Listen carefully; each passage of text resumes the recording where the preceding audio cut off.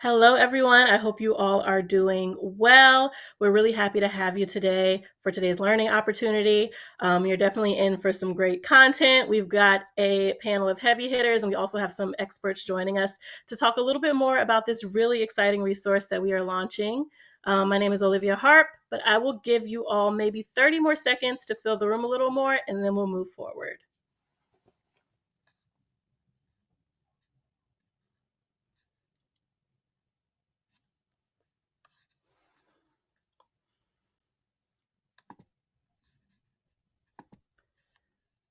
Okay, it looks like more people are starting to come in, and I'm sure they will continue to do so. So I am going to kick us off and move forward with today's webinar.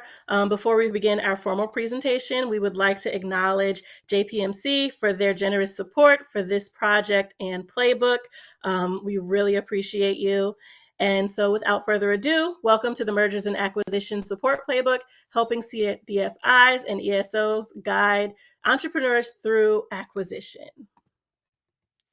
Again, my name is Olivia Harp. I'm the program manager for network building here at Prosperity Now, and I'm just here to get you acquainted on the platform and ensure that you are situated and perfectly positioned to take in today's great content. A few housekeeping tools. This webinar is recorded and it will be mailed out. All webinar attendees are muted to ensure sound quality because we are recording this webinar and we want to ensure that people can hear everything that these experts have to say as crystal clear as possible. But we do want you to engage us in that questions box on your control panel. Please ask questions and share your thoughts at any time throughout this presentation, and also share any comments, reactions, stories, expertise, all of that good stuff. We want to ensure that we're sharing that out as much as possible. And if you experience any technical issues, please email us or me at gotomeeting@prosperitynow.org. We want you to get the most out of today's call. So we want you to join from a quiet place, grab a snack, grab some coffee. I know I have my bottle of water right here. And again, we want to remind you, please engage us in that questions and comments box as you listen along. We want to hear from you. We want to know all about not only your questions, but any solutions to any challenges that we discuss in today's lesson. And then also reflect on ways that you can apply this to what you do every day in your role or in your communities. So without further ado, I'm going to pass things over to Herman Niamanga, who is an Associate Director for Community Impact here at Prosperity Now. Herman? Thank you, Olivia, and welcome everyone for joining us for this exciting launch event. So the toolkit we're launching is a series of toolkits that the Community Impact at Prosperity Now is working on and putting out to the field. This particular one is a very exciting tool, and it's exciting in the sense that for those who work with small businesses, and you see a lot of businesses closing down in your community, and sometimes a business that people really loved closes down, and because there's nobody to take it over. And so we thought that maybe one of the things we can do is prepare a toolkit that can guide small business advisors or anyone who works in economic development, something that they can use to guide. So the businesses that are about to close down, they can advise them on how to prepare those businesses so that they can be acquired. And then those who want to acquire, they can be prepared very well to be ready to acquire businesses that are closing down. And so this project took about a year. A lot of research was done to compile it. And we are fortunate enough to have one of the key consultants who was an integral part of compiling this playbook to walk you through what some of the things they found and what informed the way it's arranged, and the chapters in it, and how you can use it when you're working with small businesses. So without further ado, I would like to invite my former friend and current friend, Maura Schenker. So Maura has a very deep background in economic development, uh, working with small businesses like advisors who are on this call today. She was a former director of an SPDC, one of the largest in the country, Tempo SPDC, and now she's working as a consultant. Okay, so Maura, take it away. share Thanks, with us Herman, what my you got. former and current friend. Hi, I am thrilled to be here today and to talk about this playbook. I was one of the researchers, and I didn't actually know a lot about using mergers and acquisitions for small business to grow or for entrepreneurs to start their own business through an acquisition rather than starting a business from scratch. And I learned so much, and I'm very excited to share it with you. So if we can go to the first slide or the next slide, please. Excellent. So the playbook is actually written for ESOs and CDFIs and anyone in the technical assistance ecosystem who is helping start and scale small businesses. I also think it's actually a great resource too for the small business. There are a lot of stories. So not only is there a lot of data and facts, but there are also checklists and strategies that everyone can use to navigate the process. It's not simple, but it is worthwhile, and there is so much opportunity that I think it is very important that we all understand what it takes to buy or sell a business from the beginning through the successful completion. So this is a little introduction about what the playbook will show you and for who. And we can go to the next slide. Excellent. So here's some of the data. So 40% of small businesses are owned by people who, if they're not already thinking about retiring, will shortly be thinking about retiring. And the majority of those businesses do not have an exit strategy, which means the businesses potentially will close when they decide to retire. And there's a lot of wealth tied into those businesses that could potentially change hands and grow. You can see that a formal transition plan, exit strategy, whatever terminology you like, it all means the same thing. Most businesses don't have a formal plan, and that is creating opportunities because I think everybody who supports entrepreneurs really has a strong entrepreneurial streak. And that means that we see the opportunity in the challenge. Benefits for your entrepreneur or small business owner, a lower risk. There's immediate cash flow. There's a way to prove what a business earns, which means you can go to the bank with actual numbers rather than projected numbers. Often there is collateral involved. Could be equipment. It could be a location, real estate, which could make funding the purchase easier.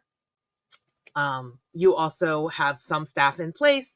And of course, you might walk into signed contracts, so business from day one. And that's why it's great. The next slide, please.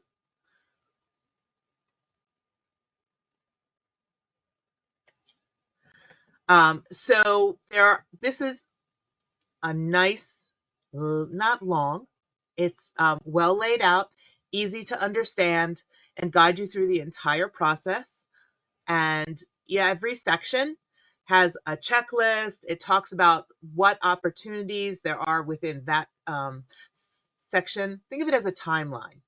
What you need to do to prepare for buying or selling the business, and then the different steps and the different expertise needed to guide. Because of course, this is a little more legally complex and requires maybe a little more startup capital than starting a business from scratch. But of course, we all know that even if you want to start a business from scratch, you still need capital.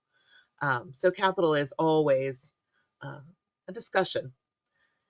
There are case studies, worksheets, templates, like so many tools to help you frame the discussion within the conversation with the entrepreneurs that you're supporting, as well as recommendations to other resources and recommendations for other people to be in the conversation and at the table. So I think I have one more slide, maybe. Yes. Okay, so 12 practical tools. See, I told you there were lots of tools. There are lots of tools.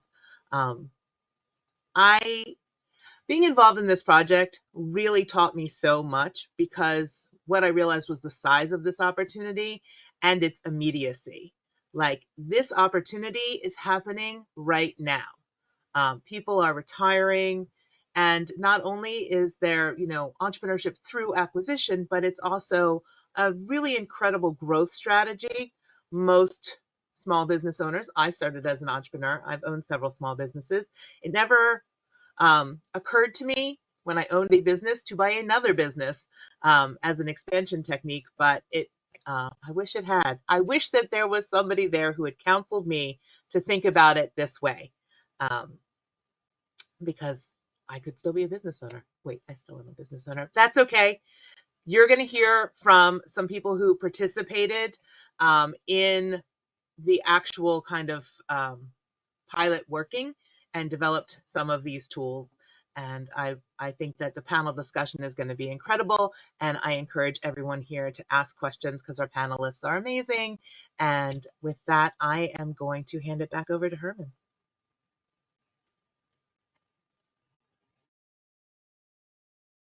Thank you, Maura. All right, so now we're moving to the exciting part. Okay, so just what the book captures is that we know that most of the folks tuning in who work and support small businesses might not be experts in mergers and acquisition, but the hope is that this book gives you a roadmap through which to build an ecosystem that you can tap into to support your businesses that are interested in pursuing this path. It talks about the kind of experts that you're going to need. You're going to need lawyers, you're going to need accountants, and stuff like that. And so, for this book, for this playbook to really serve you well, one of the things is that once it lands into your hand, okay, try and build that ecosystem of support, of professional support. Then your organization will be of great value to the clients that you serve. Okay, so without further ado, let me introduce our panelists. So we are lucky to have two folks who have been part of this journey for a very long time. Ayola Harper is currently the Executive Director of Women Opportunity Resource Center, a CDFI based out of Philadelphia. And Mr. Quinton Strode is the President and CEO of Vested, which is Vermont Slauson, based out of California. Yes? Yes. These two individuals touches both sides. Ayola, before becoming the executive director of CDFI, worked with an organization which is one of the largest and most effective technical assistance provider and a lender in the country, the Enterprise Center, where they serve so many businesses and handle a lot of deals. And then she also now has the experience of a CDFI that might not be funding mergers and acquisition right now, but it's something that, given the opportunity that is opening up in our cities, that CDFIs can also fill that role to get support their clients who come with the idea that they would like to buy another business. Quinton participated in the pilot that we did together for over a year and a half, and they took it to another level where they are developing tools internally to support their staff to really pursue the mergers and acquisition in their city. And so I would throw some questions to them, but feel free to also start putting your questions in. As we said, this tool is for anyone who work with small businesses, okay, in your community. You might not be an expert, but it's a tool that can help you really help other folks. If you're a small business owner, this is a tool that you can have, and you can get the same guidance as it provides to the providers. Okay. So my first question is going to be focused on understanding the importance of this playbook. So in this playbook, we are presenting today, we provide step-by-step process for the acquisition journey. How can a resource like this playbook help ESOs, CDFIs streamline the business acquisition process for their clients? So assuming that, Quentin, I know you're already doing this, so maybe I'll start with you. Just walk us through the tools that you currently have and how your staff are using them. Well, Herman, thank you for this, and thanks for inviting me to be a part of this. We really took the opportunity now feels like a year and a half ago to start this work and start to develop tools. So, we developed a curriculum that it's a simple curriculum, but it takes about 8 topics that we thought would be important for a person who was a business owner who was maybe a novice or didn't really understand mergers and acquisitions. Um, Give them the basic information to actually start a conversation about, whether they're ready to get into a discussion or if they needed some additional training. So I think this playbook um, does a lot of that. To take it a step further, though, we developed a couple tools. The curriculum was one, but we also spent some time actually developing an online process that was a series of surveys that ultimately, at the end of the 3 surveys, it spits out a recommendation to the business owner of whether you're ready to buy a business or if you actually owned a business and you were thinking about selling it, are you ready to sell it? If you're thinking about selling a business, everything that, all of your work should be in creating value for your company over a period of time. So you can maximize the amount of money that you get in your exit or in your sale.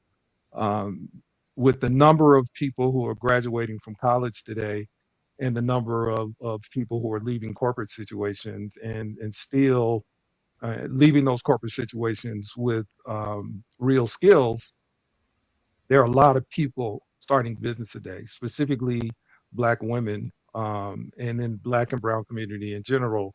There are a lot more people looking at business or being entrepreneurs in this in where we are today than in the past. So our tool is called SOAR, Sell or Acquire Readiness. It's online.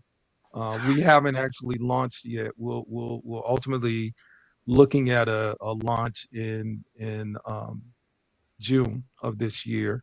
Still working on some additional tools. One of them is a workbook.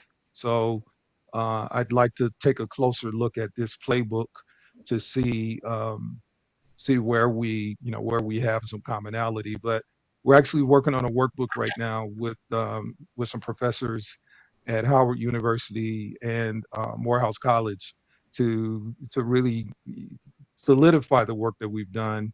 And as we roll out, I think we'll be able to become a large resource nationally to do this work. Thank you for sharing.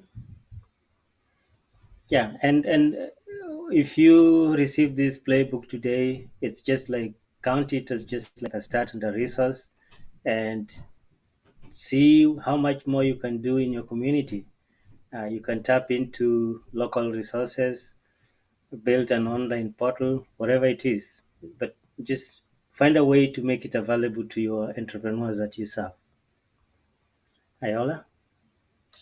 Yeah, I wanted to just add on to what Quentin said. This playbook is going to demystify mergers and acquisitions. I know that when a lot of businesses, particularly businesses owned by people of color, when they start a business, it is designed to help them pay their bills and to support their families. They're not necessarily, not all of them are thinking True. about getting to a point where they can sell their business. And so it's important for all of the listeners that are teaching entrepreneurship to start with the end in mind because it makes the process of engaging in a merger or acquisition much easier. You've got to have clean financial statements. You've got to have a marketing plan and a vision. You've got to have all that in line in order to really be considered a serious contender to sell your business, right? So I think that this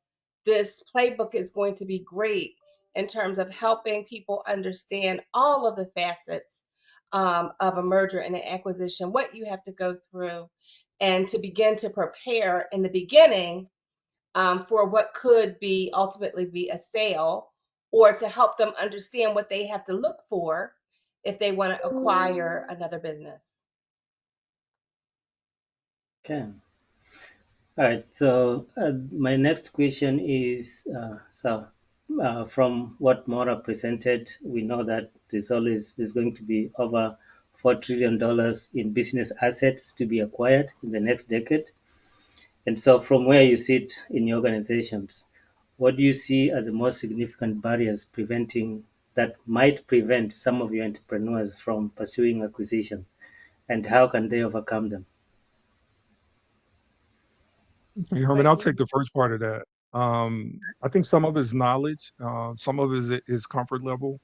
Our community hasn't really done well with banks in the past. So, the role of the CDFI in this space, I think, is even more important. And actually, in the present political environment, the role of the CDFI, I think, today and in the next few years will be more important than ever.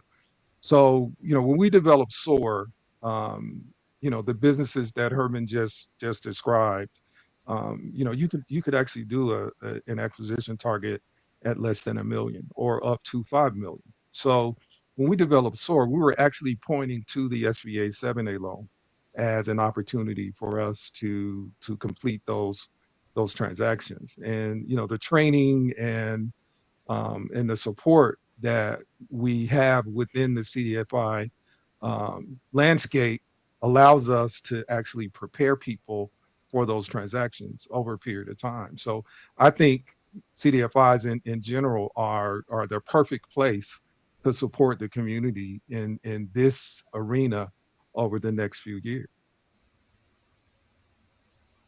I agree. And I want to share some specific red flags that I've come across with companies wanting to sell their business or acquire another business, and they're like red flags, right? And so I want to just call 3 red flags to the attention of the participants in the workshop today.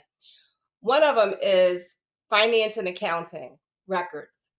You have to have clean, true, authentic financial statements. So, as you're working your business, you've got to make sure that you are using QuickBooks or you're using some type of accounting system, that you are meeting with an accountant, not just to get your taxes done, but to really understand the value of your business. Because one of the things that's going to happen if you're going to sell your business is you're going to have to come up with how much it costs, which leads me to the next red flag. The next red flag, or the next kind of barrier, is that oftentimes the person selling the business feels that their business is worth much more than the person buying the business. So you've got to be able to have hardcore paperwork that says, this is what my business is worth, and this is why my business is worth this much. And then there are many red flags, but the third red flag that I wanted to bring up is when and this actually happened. We had a company that had great revenue, but they only had 2 customers, and they were over reliant on those 2 customers to make sure that their ends met, to make sure that the revenue came in. And my first question was, what happens if you lose during the transition? What happens if one of your customers does not want to work with the new owner, right? So you've got to look at your customer base and the diversification of your revenue is really, really important. So those are 3 kind of challenges: getting financing, but you've got to be prepared to get financing. Um, and over reliance on a few customers, and just a hidden there's a lot of hidden there could be hidden liabilities like lawsuits, like customer like high employee turnover. There could be a lot of red flags that you have to look for, or if you're the business, you have to be prepared to explain. Okay, thank you. So both both of you have touched on capital, and so my next question will be that many aspiring business owners assume that acquisitions require substantial personal capital. Could you share strategies for leveraging alternative financing options such as SBA loans, which Quentin has mentioned, and then self-financing or CDFI loans to make acquisitions more accessible? And if Quentin, if you have, I know you're a CDFI, if it's a Sure. deal that you've actually processed, maybe you could share an example of that deal. And if you're able to leverage different funding sources like the 7A loans that you mentioned, can Yeah. you share with the audience? Yeah. We're in the process on 3 deals right now. Um, the 7A loan is actually perfect because the equity injection requirement is only 10%. So the reason that we developed our product in the way that we developed it was, the entry point for the capital was only a 10% equity injection. There are a lot of people that are being creative in getting owners to take paper back on the back end of a transaction to get them through. For the most part, I don't want to pursue these transactions in that way. CDFIs can also make loans. We're a small CDFI, so we couldn't make we couldn't make a large loan to be able to complete a transaction, but we have partners who are very visible in this space that we can make referrals to that are really genuinely interested in helping entrepreneurs. One of the things that is a red flag to me, and I'm glad we brought up red flags today, is the number of online lenders out there who are basically predatory and in my view taking advantage of people. I think, for the kinds of transactions that we're talking about, below $5 million, there are ways to get those transactions done with the CDFI in an SBA transaction that that I think everyone would be comfortable with. And having the financials in place, as has been said already, is really key. Having the training and understanding of the roadmap that you take to completing a transaction also, which I think you'll get in the playbook or in the workbook that we're creating. Those are the types of things that I think are on the horizon. And then lastly, as a part of what I'm hoping to roll out in June is a marketplace for Black and Brown businesses to actually prop their businesses up when they come up for sale. There's nothing like that in the country today, and that's actually something else that we're hoping to have in place by the time we roll out. But for sure, we'll have in place by the next year. So just a follow-up question to you. There's someone in the audience who is asking, what is a SBA 7A loan? So 7A loan is kind of the SBA catch-all loan. You can do working capital there. You can actually purchase real estate there. But for this conversation, you can do a transaction to buy a business. Um, the other transaction that the SBA has is the SBA 504 loan, but that is really more real estate focused. And if you're a business that is looking to acquire a building or refinance your existing building, you have to control 51% of the square footage to qualify for an SBA 504. That is not a requirement in the SBA 7A if you're going for real estate. So pretty simple, but the SBA 7A is sort of their loan that catches a lot of transactions that are a little bit different. Okay. Ayala, you want to add something to that? I was reading the question about the red flag, the flags, what are some green flags Yes. if people purchase a business?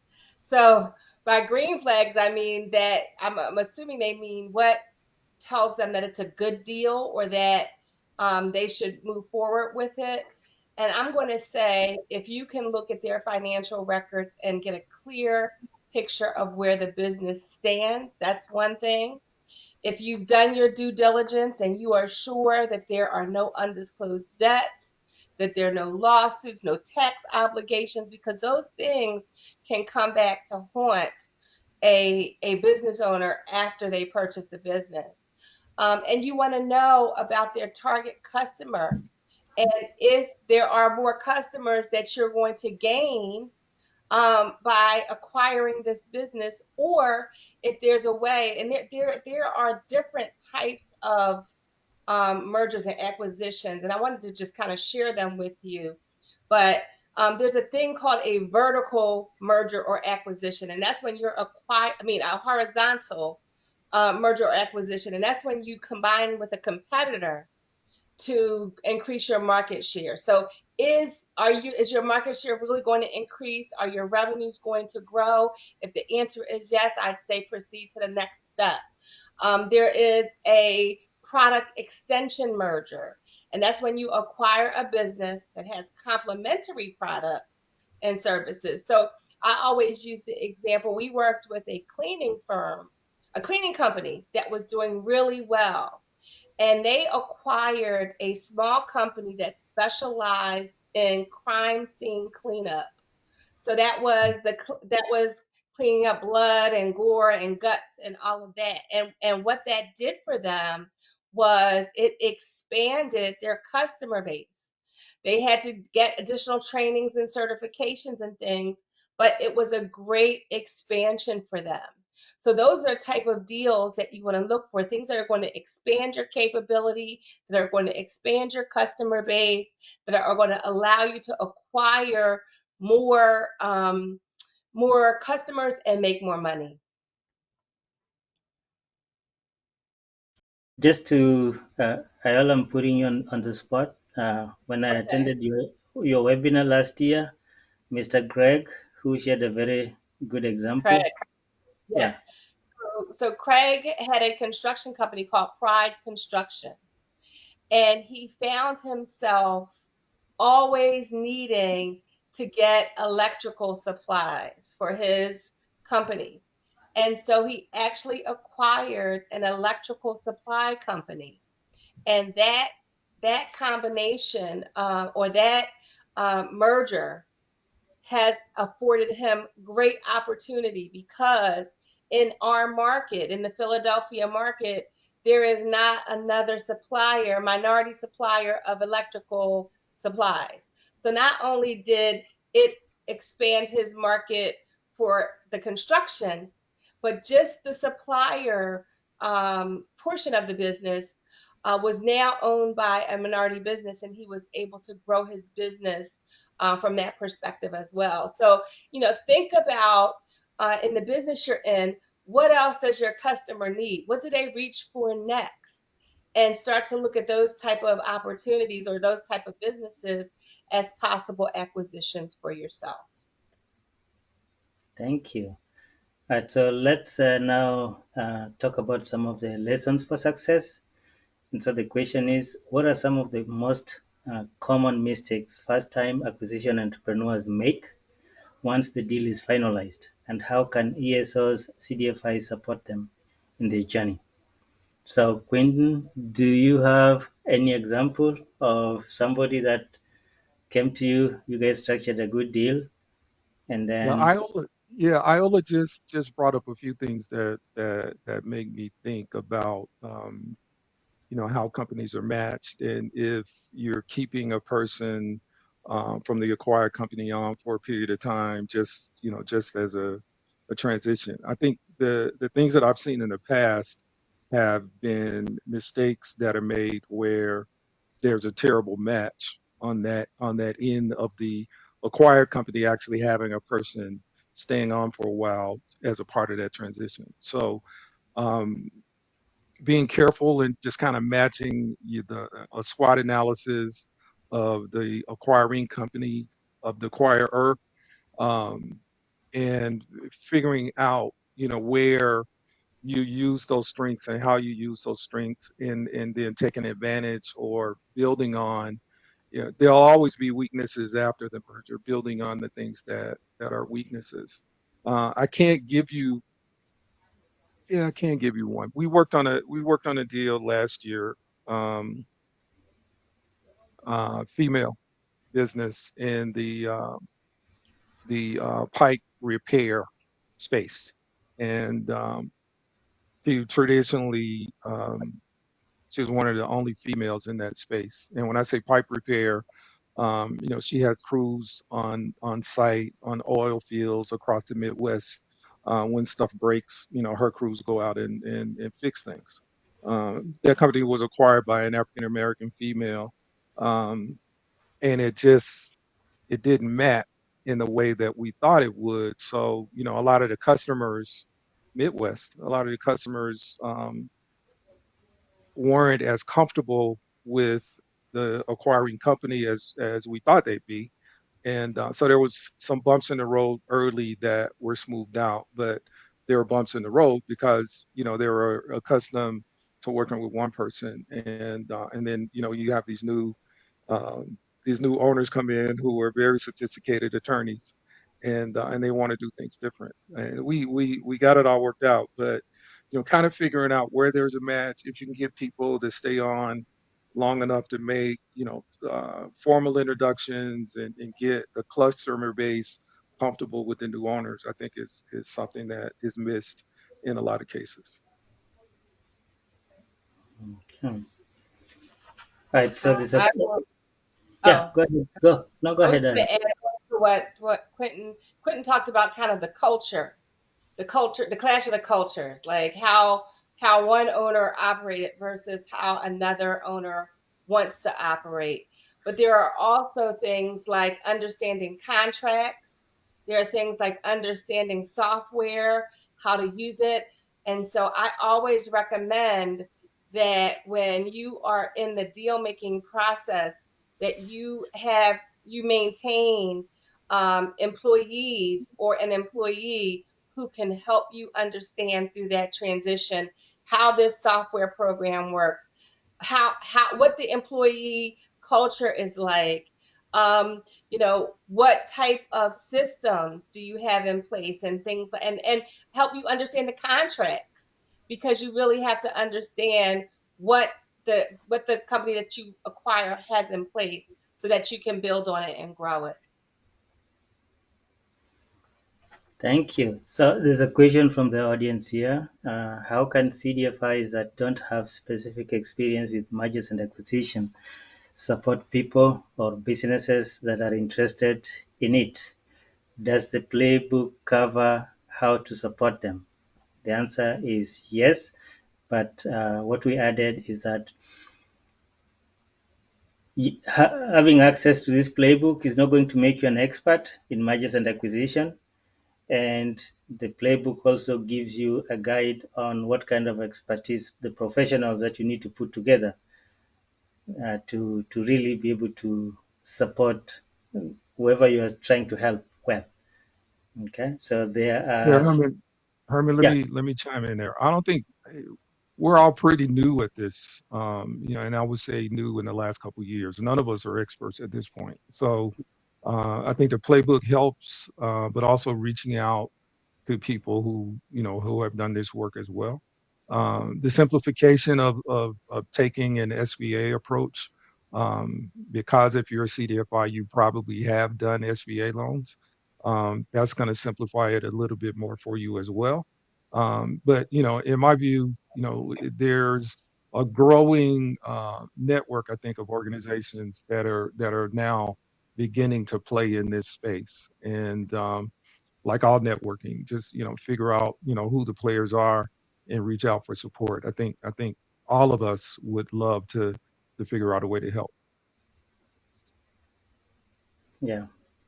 And just to add to that, for anyone who do this work, it takes an ecosystem to support entrepreneurs to succeed. Okay, and you're not going to do this work alone. And so my urge to you is just always try to take an ecosystem approach to service delivery, where you know what the strength of your organization is, and then making sure that you're connected to other resources within your region.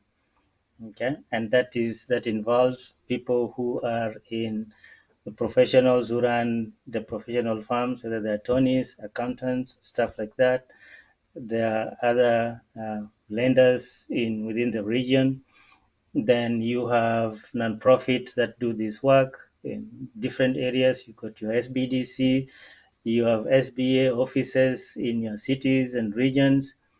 All these talent and resources, you have to be able to connect all of them to really connect the dots. That way you'll be able to help your entrepreneurs much better than if you're trying to be the expert in everything and locking them out from accessing other resources.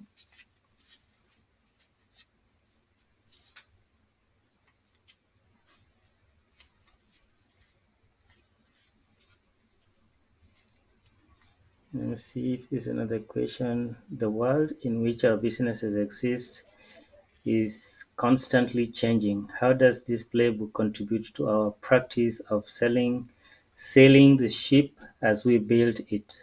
Optional. Who wanna take that?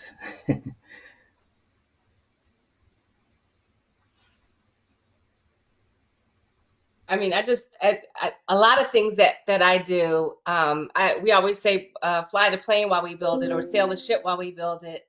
Um, it is to me the best way to learn is to do it.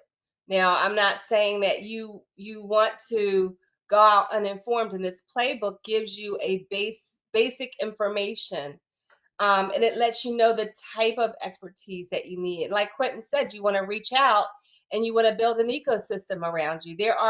I am sure there are attorneys that have handled or that specialize in mergers and acquisitions. There are accountants that specialize in mergers and acquisitions, and you might even want to form a little group so that when you have these type of deals, that along with the playbook will be a great foundation. Now, once you do two or three deals, you become kind of, sort of, a expert. And so, the more that you do, the more that you experience, and the more that you put yourself in the middle, the more that you're going to learn how to best navigate, how to underwrite, how to really look at these deals so that you're getting what you get, and the client's getting what they need to get as well. Yeah, I'll just kind of chime in on that. Thanks, Iola. I made a statement earlier about really creating value for your company. So, if you're in the space of helping a client, think about selling their business.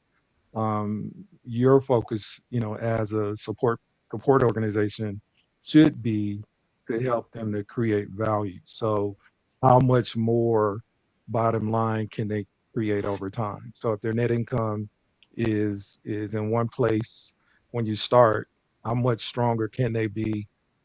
If you set a goal of 12 to 18 and 24 months, how much stronger can they be um, after that period of support with you? So the multiples that you're going to get on the net income is going to actually help them to create that additional value for the business that you want. And that's where the generational wealth conversation comes in. We figure out a way to create more value for that company over time because of the support that they get from within our organizations. Okay. So a question just came in from the audience. What if a business that a CDFI supports wants to sell a business? What are some of the red and green flags for those selling? Hmm. Green flags if you're selling, it's all Yeah. going to be about what the answer that I just gave a minute ago. It's all going to be about where the value is and how the company is operating from an actual net income standpoint. Red flags, in my view, would be back to some of the things that Iola talked about earlier. Do they have good books? Do they have good operational processes?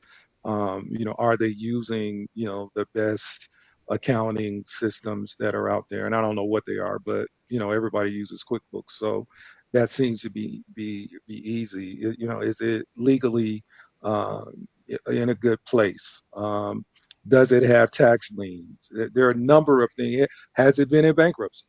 There are a number of things out there that would be red flags that that would be kind of where you would raise your hand and stop and figure out if this is something that you should be pursuing. I just wanted to share something really quickly. I have a colleague who owned a restaurant and she wanted to sell the restaurant and she sold it. But one of her criteria was that she wanted to sell it to another African American owned company. So a lot of times the criteria of selling your company is what you determine. And so she had higher offers from other races and other people, but she wanted to have her business sold to another African American. So she held out and she was able to identify another African American. So, some of what um, you look for when you're selling a business is also from what you want to happen when you sell your business. Okay. And we have a comment from Phil in the audience, and he says, engagement of universities and HBCUs is savvy, smart, and engages the next generation of business leaders.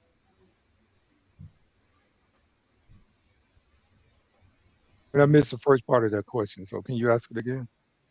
Oh no, it's just a comment. Okay, okay, Yeah, all right, unless thank you. if you want to comment on it.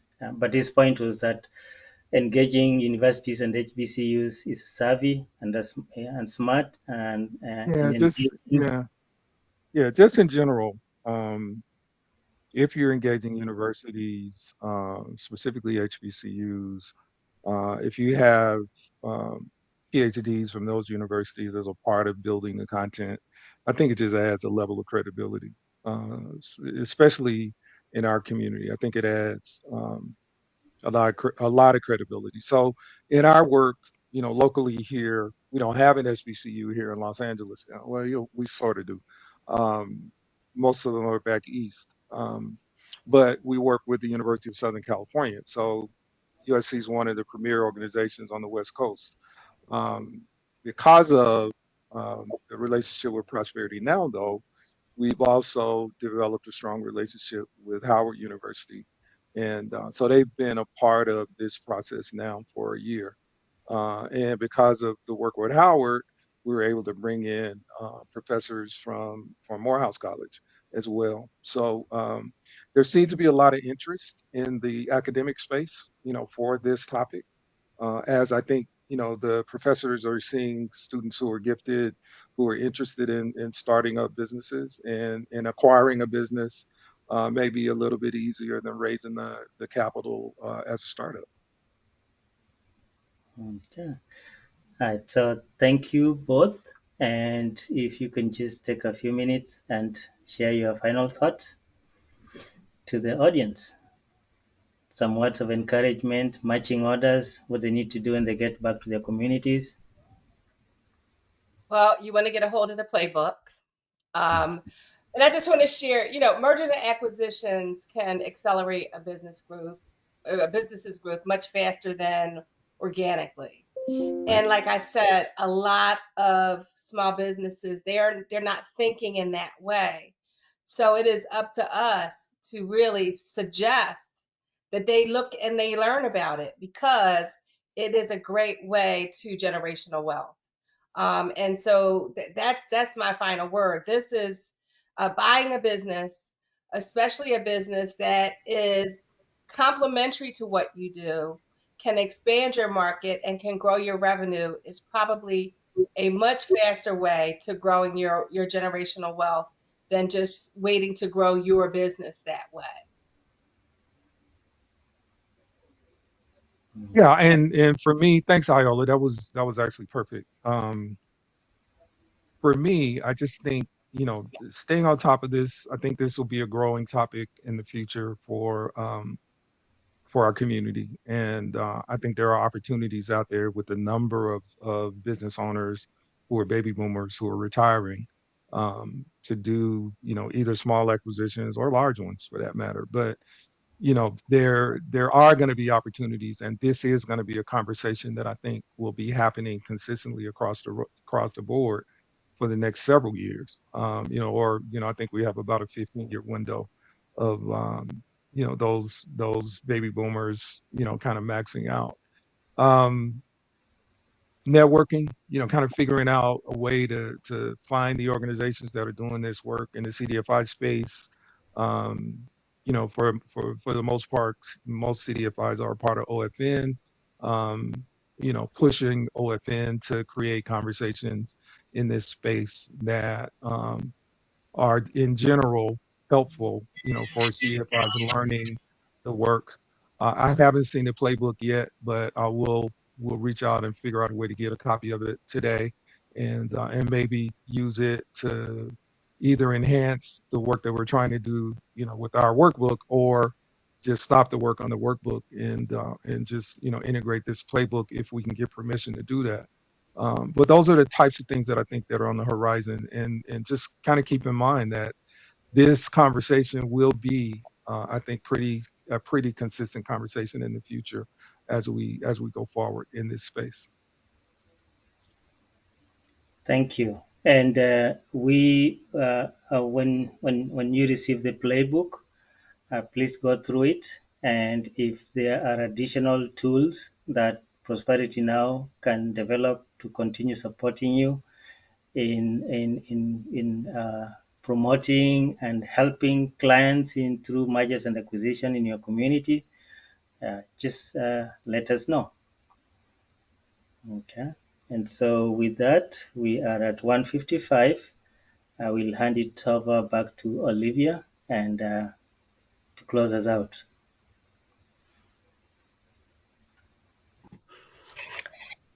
Yes, and thank you everyone for a wonderful panel discussion. I'm here to talk about closings and the closing and the next steps. But before we do so, I know we've talked a lot about this playbook, this highly anticipated playbook, and I would like to launch a poll just to ensure that if you want to be amongst the first to receive the playbook, you have the opportunity to do so. So I am going to launch this poll really quickly. And it simply asks, would you like to receive a copy of the M&A playbook after today's webinar? So we're going to wait, and I already see a lot of yeses coming through, so that makes me really excited. We'll be sure that you're part of the first group of individuals to receive this playbook. So I'll leave the poll open for a little bit longer while people continue to vote. I'm really excited. I can tell that we had a great panel discussion today, and a great presentation from Mara, because the yeses are a resounding 100%. So I am going to end the poll, and well, I'm going to close the poll and share the results. But again, thank you so much for coming to today's webinar. Next steps, we want you to complete the survey. Let us know how we did today. We want you to sign up for one of our networks so that you can stay in tune about other initiatives and resources such as today's playbook, as well as opportunities to attend more learning opportunities such as today's webinar. And let us know your suggestions for future calls. So again, thank you again for joining us. We were really happy to have you. Thank you to our wonderful panelists for today. And again, we would like to acknowledge JPMC for their generous support for this project and playbook. Try to get by there this morning. Thank you. Okay.